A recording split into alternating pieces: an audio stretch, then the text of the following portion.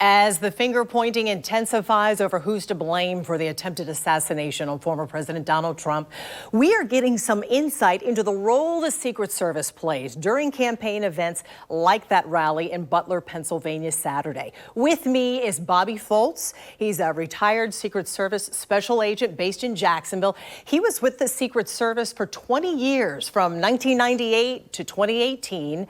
One of his assignments was to protect Dick Cheney and his family during 4 of the 8 years Cheney was vice president. Bobby has also been assigned to security teams during presidential campaigns. Now, we are taking a closer look at what happened Saturday. So, Bobby, thank you so much for coming in and giving us a better understanding, different perspectives here. So, first of all, we do know that the shooter was on the roof of a tall, relatively close building. And one of the big questions everybody's asking, why was there not law enforcement already up there on that building? It seems like common sense. How was the shooter able to get so close? It's a good question everybody has, but right now it's hard. It wouldn't be right for me to speculate on all that because there's a long-going investigation, and it's going to go into deep dive details on every step of everything that happened there. From every second, and they'll put it all together, and down the road there will be, all the facts will come out. All the facts definitely will come out on who was where, who was supposed to be where, at what point, how did he get in, that kind of stuff. Right now, I mean, when a advance is done, you have the team that's assigned directly to the detail. So if Trump has his permanent detail, shift agents and so forth, and a group of them will come and they will do an advance ahead of time wherever he's going.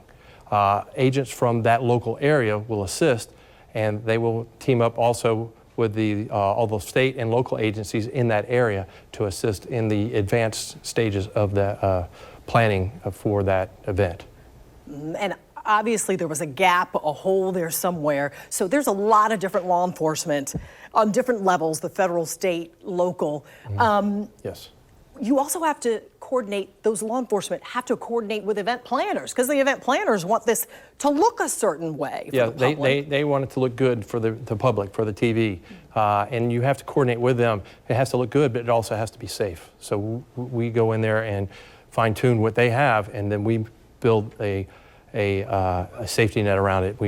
A secure area, but also within their parameters of what they're trying to do. So it's a big coordination between a lot of people. Okay. Who is responsible for setting up that perimeter? Who secures the scene for the former president? Who's in charge when it comes to security? Whether it be the former president, a candidate, which he's both, or a current president, or vice president, or even a foreign dignitary. The Secret Service are ultimately in charge of the security for that whole event. But again, we would, or they now, would entail using local, state, and other federal agencies to assist in these things, because it's manpower intensive. And it depends on how many people, how many sites, all the movements. And you got the motorcade, you got the site, you have the airport, different agents in different locations. There's a lot of people involved. I can't really go into specifics because every site, every event is different. So let's take a look and talk about the Secret Service agents who were working the Trump rally. As you walk us through this video, we're going to take a look of the attempted assassination that everyone has seen so many times. The first thing we see in this video is Donald Trump going to the ground, and the agents run and they jump on top of him. Through the video, there's a little bobbling, trying to get him off the stage, down that narrow stairway. Throughout this whole video that you have seen, how well did they cover him? They did exactly what they're supposed to do. That's what they're trained to do.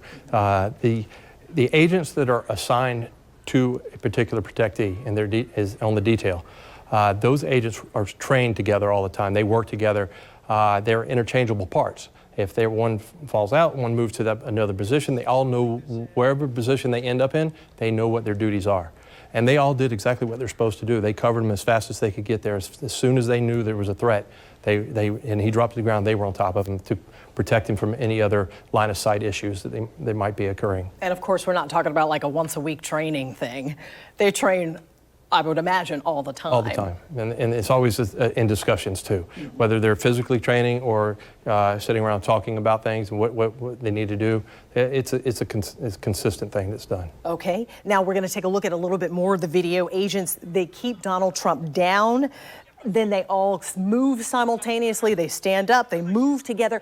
Is that timing of the training, or is that information that's being fed into those earpieces that both. they wear? There's both things are coming. So you have your training, you know what you're supposed to do, and now you're coordinated because you're speaking out loud to the ones around you, and you're also coordinating over the radio to other people that are communicating. So I know that there was things that were heard over the live mics there, but that's not everything that was being said to the agents. Obviously, there was other things being communicated through the different systems that they have, through the radios and such. So how much information are they hearing? Are they hearing everything? We've heard police scanners before, and you just hear people talking all over the place. Right. Are they hearing all of the information that's going out all around them, or are they only hearing what they need to know? They're hearing what they need to know at the time. They're getting communications from different aspects and different areas, but they're hearing what they need to know, and they're communicating exactly what they need to do at that point. Is there a point person or a point couple of people who do the communicating, or are there others? Yes, there are coordinated areas where you have local, state, federal, whoever's working that detail, that particular event, are all coordinated together, and they all have different radios, and they're communicating with everybody and sharing information. Okay. The microphones, you mentioned those. Those were still hot. They were still on while all this was going on. We could hear Mr. Trump at one point say, "Let me get my shoes." Yes. He says it a couple of times. And it seems like the agents they pause. It seems like they pause, that they're waiting there. Are they obliged to do what the person they're covering asks them to do? They have a job to protect him. They want to get him out as fast as possible.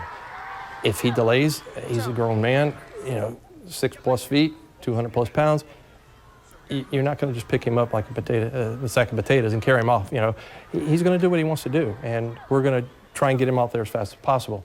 But he wanted to respond to the public, and they were still surrounding him, still protecting him, and he chose to do what he did, and that's fine. That's what he did. But our mission, the Secret Service mission, is to get him into a safe location as fast as possible. And while you're thinking about that, you're moving with him and his movements. Absolutely. I see. Also, as they moved Mr. Trump into his car, we see him pause. He pumps his fist into the air.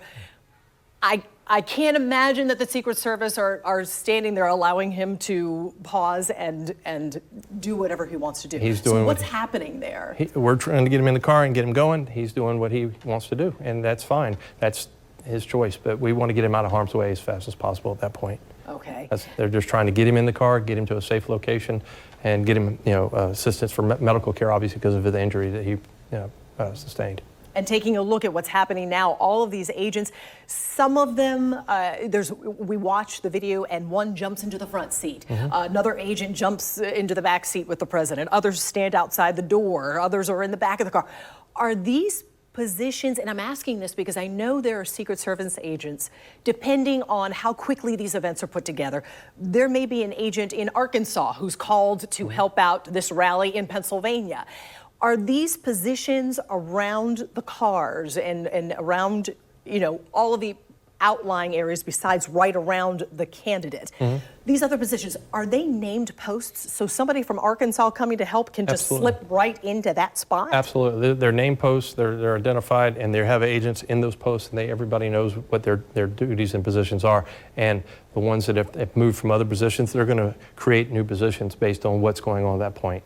They're going to, we don't need to have anybody over on the other end at this point. We're getting the protectee out. Everybody's going to be moving and shuffling to do that, and keep an eye, for any other threats that might be there, because it's still an unknown.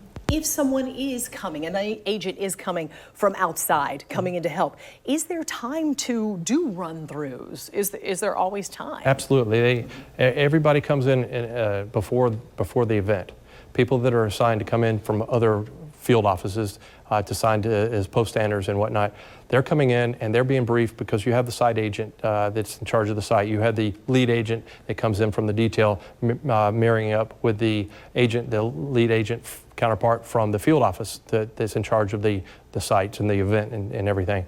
So they're all coordinating together, and then they're going to have a plan spelled out and they're going to walk it through with every agent that's assigned there. Before the event occurs, everybody's going to know what's going on and what they're supposed to do. And that's a day or 2 or 3 days, whatever, beforehand. There's always a plan, and it's always ahead of time. All right, Bobby, I know there's only so much that Secret Service agents can say, including those who are retired. So obviously we'll get more answers as this investigation continues, but we really appreciate your insight, helping us just understand what's going on behind the scenes here. So thank you. Yeah, absolutely. It's my pleasure.